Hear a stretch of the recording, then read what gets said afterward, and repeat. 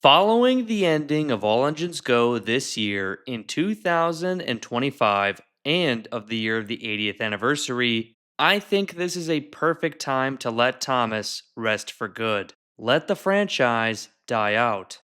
Even though I love Thomas and the Magic Railroad, and it's by far my favorite movie, I still agree that the franchise was never the same after its debut. A million reasons and factors played into this, but pretty much everyone agrees that seasons 6 and 7 feel very different compared to the previous seasons.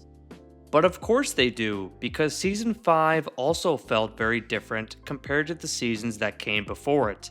The show was always evolving and making changes along the way, big or small, but Thomas and the Magic Railroad definitely shifted the franchise's course. The movie had high expectations and lots of pressure was put onto it, but the movie flopped. That's something that I can't even argue.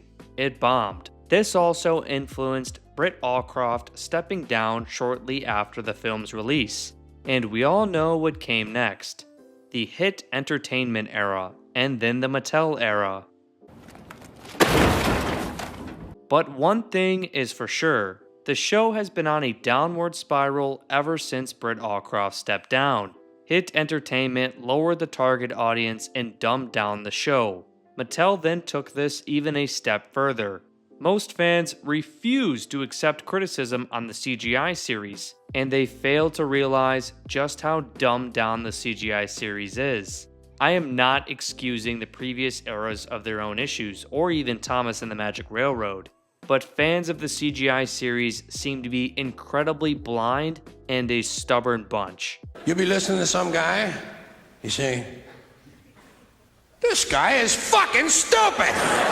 We don't care. Let me tell you something. We don't care. Jerry. The characters act like children in the Hit era, and they do as well in the CGI era. The CGI animation and the poor voice acting amplifies it, just like Michael Brandon's poor narration amplified it in the Hit era. What I'm trying to say is the series never really returned to its glory days. Andrew Brenner may have tried, but ultimately, he failed. The entire era failed. The episodes fall short and many of them lack simple logic, when episodes should be perfect, because there are simply zero restrictions with CGI animation, not to mention all the money in the world to get writers who know what they're doing. Obviously though, Mattel is to blame. Cheap, lazy gimmicks dictated the era's movies. They were flawed from the start. Hot take though, even though I love Thomas and the Magic Railroad, Thomas and Friends does not belong in movie form. It belongs in the traditional 4 minutes and 30 seconds episode runtime.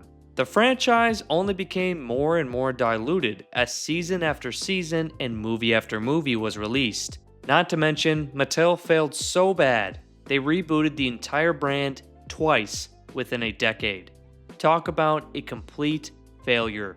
They're a bunch of dumb fucks. The reboots only got worse and worse. Mattel's era is just disrespectful to the creator of the Railway series and the TV series.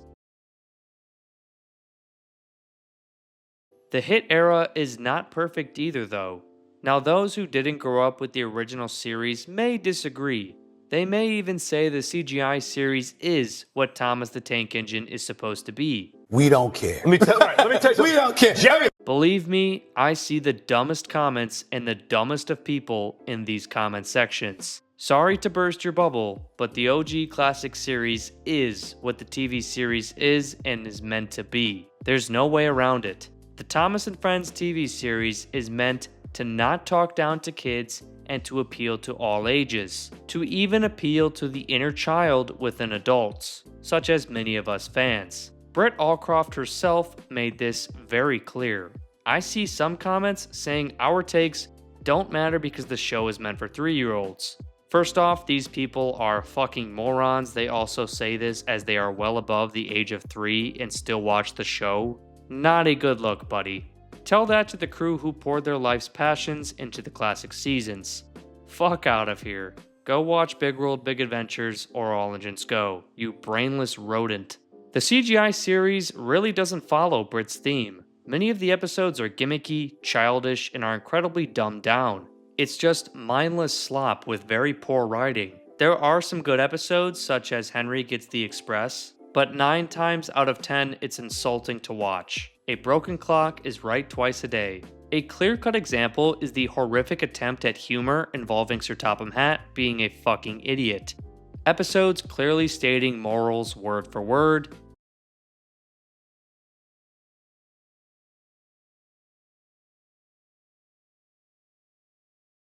the engines acting like toddlers and not like actual steam engines. Sodor is not taken seriously, and it acts as a fucking playground for the engines. The movies struggle to have enough content to reach their runtime, yet they lack simple logic. Lost Treasure is a great example.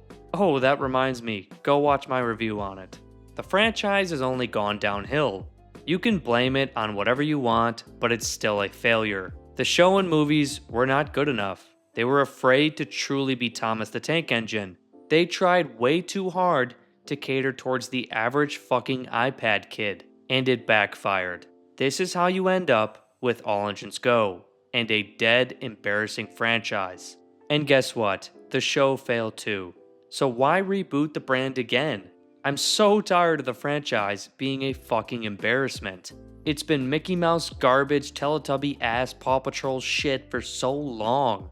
Just stop the disrespect to the source material. Many fans, including myself, rather see the TV series end for good. We will always have the classic series, but that doesn't mean continue to produce dog shit. Don't sell the brand either, because another company is going to fuck it even more. Imagine that disaster. The classic series was all we needed, and it's obvious now. I will always love Thomas the Tank Engine, but its time in current day is over, and has been for over a decade.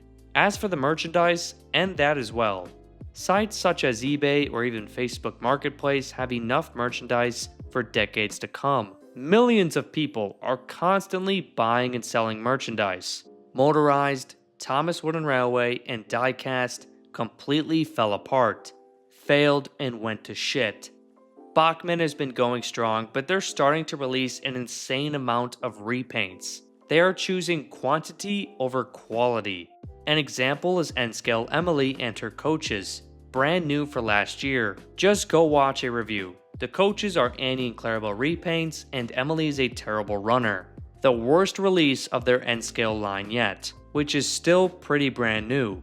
Not to mention, their 80th anniversary set is incredibly lazy.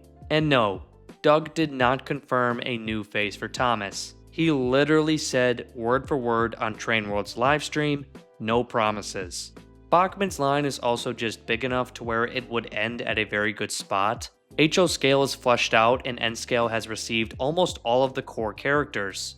The lines are nowhere near perfect and do lack in many aspects, but it's by far the best current active merchandise line. Like I said, fans around the world will buy and sell merchandise for decades to come. You'll be able to buy whatever you want, whenever you want. And who knows, maybe Mattel stays silent on Thomas and Friends for nearly a decade. And then they drop the trailer for Mark Forster's movie. Imagine that, because that could work. If, of course, it's done right. But I'm not counting on it. I never counted on Mattel, and I was right the whole time. This video was just a thought though. This garbage is not my Thomas. Seasons 1 through 6 and Thomas and the Magic Railroad is all I need.